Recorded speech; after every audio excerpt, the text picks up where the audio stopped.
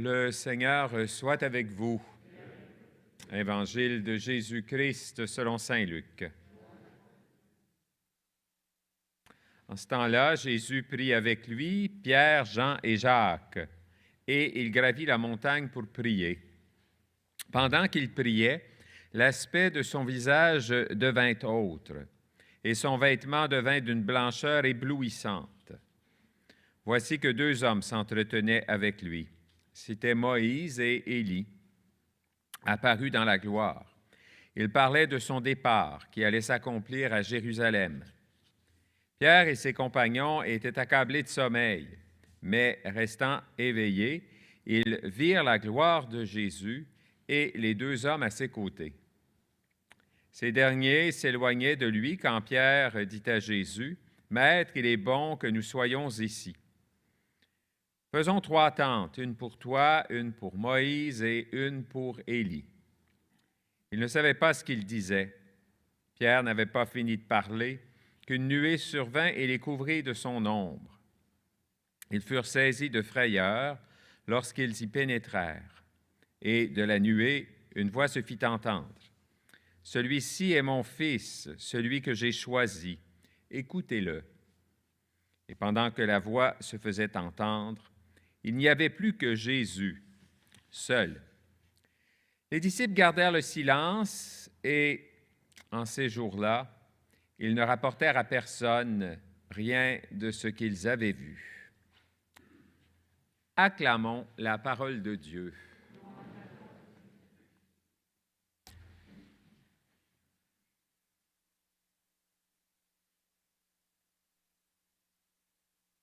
Je le disais au début de la célébration, cette page d'Évangile nous est proposée chaque année au 2e dimanche du Carême. On comprend pourquoi. Lentement, sûrement, on va vers les célébrations de la Passion du Seigneur. Et à travers toutes ces célébrations, il ne faut pas oublier que les souffrances, la mort de Jésus l'a conduit à la résurrection. À quelque part, la transfiguration nous rappelle cela, comme un peu des images de résurrection, cette lumière, cette blancheur. En même temps, c'est intéressant parce que la page d'Évangile nous dit que les disciples n'ont pas parlé de ça à personne. Des fois, ça peut nous arriver, nous autres, de vivre des choses, on aime mieux pas en parler.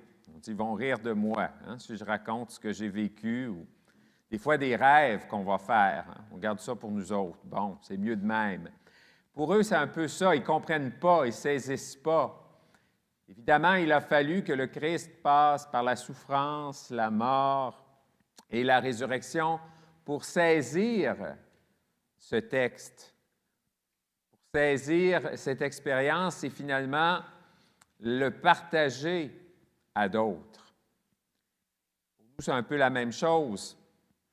On est comme invités dans nos vies à travers la souffrance, à travers les difficultés, à travers, de se rappeler que le Seigneur nous accompagne sur la route. Quelque part, il y a quelque chose de ça dans l'Évangile d'aujourd'hui aussi.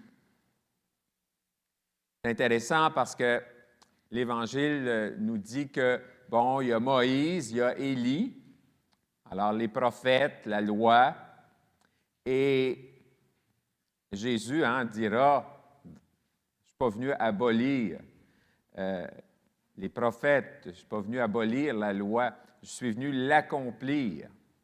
Et c'est à travers cet événement-là qu'on entend la voix du Père, et mon Fils bien-aimé, en qui j'ai mis tout mon amour, écoutez-le. Évidemment, ça s'adresse à Pierre, Jean et Jacques, mais ça s'adresse aussi à chacun et chacune d'entre nous. En ce temps de carême, on est comme invité à écouter la voix de Jésus. Qu'est-ce que ça veut dire pour nous qui vivons en 2022 d'écouter la voix du Christ? Il y a tellement de voix dans le monde dans lequel on vit. Il y a tellement de choses qui nous sont proposées. Est-ce que vraiment notre choix, c'est d'écouter le Fils bien-aimé? Certainement que oui, parce que des gestes, des paroles conformes à l'Évangile du Christ, il y en a dans nos vies.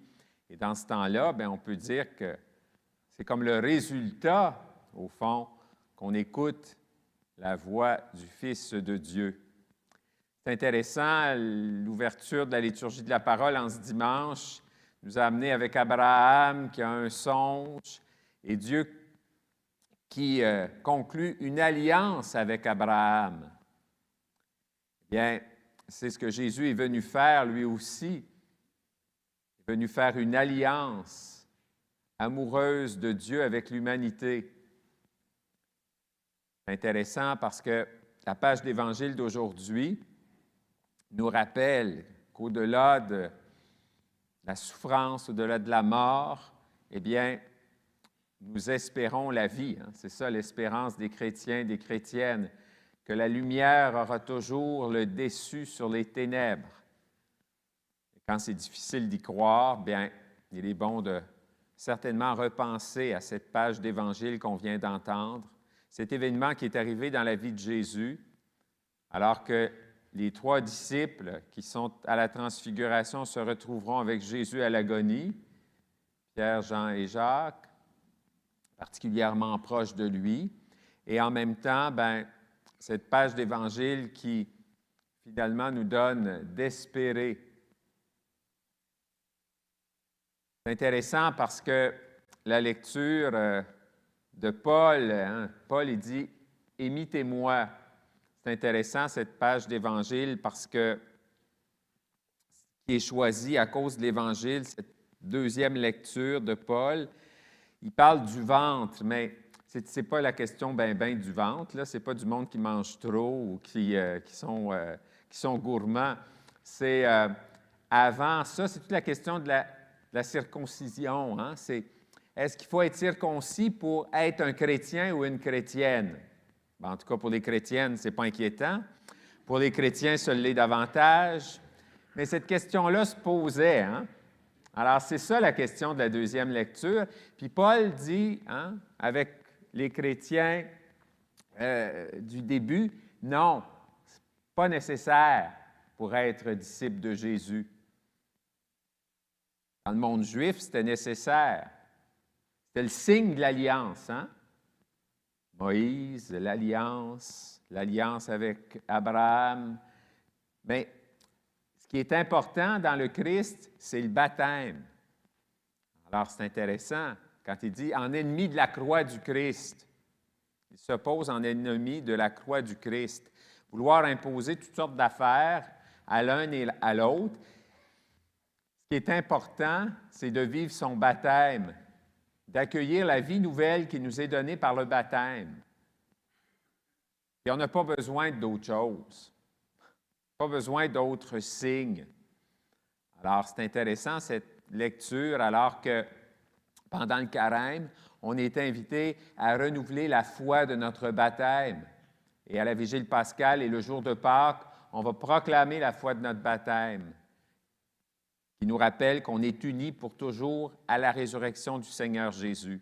C'est ça qui est important dans nos vies. C'est ça notre foi, c'est ça qui est le cœur de notre foi.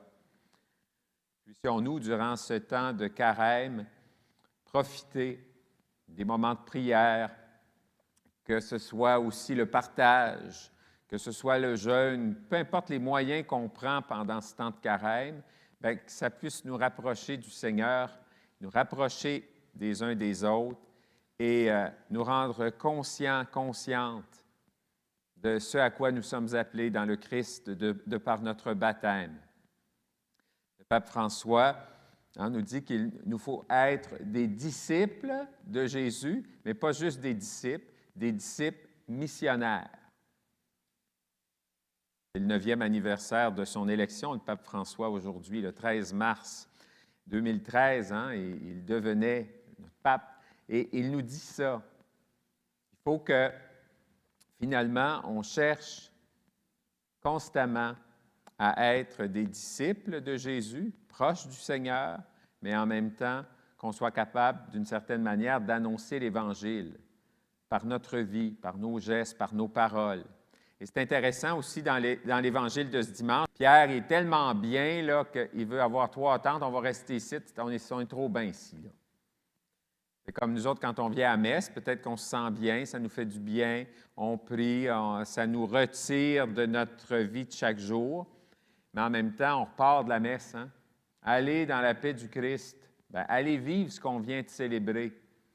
Parce qu'on ne peut pas vivre comme dans un monde, dans une illusion, nous, les disciples de Jésus. On vit dans le vrai monde. Alors, à quelque part, l'Évangile d'aujourd'hui nous rappelle ça aussi. Et notre participation à l'Eucharistie du dimanche, c'est justement comme pour mieux vivre notre vie de chaque jour, là où on est appelé à être des disciples du Seigneur Jésus. Oui, sœurs et frères, que ce temps de carême nous donne d'écouter le Fils bien-aimé et qu'on puisse concrètement vivre de sa vie et proclamer par notre vie la bonne nouvelle de l'Évangile.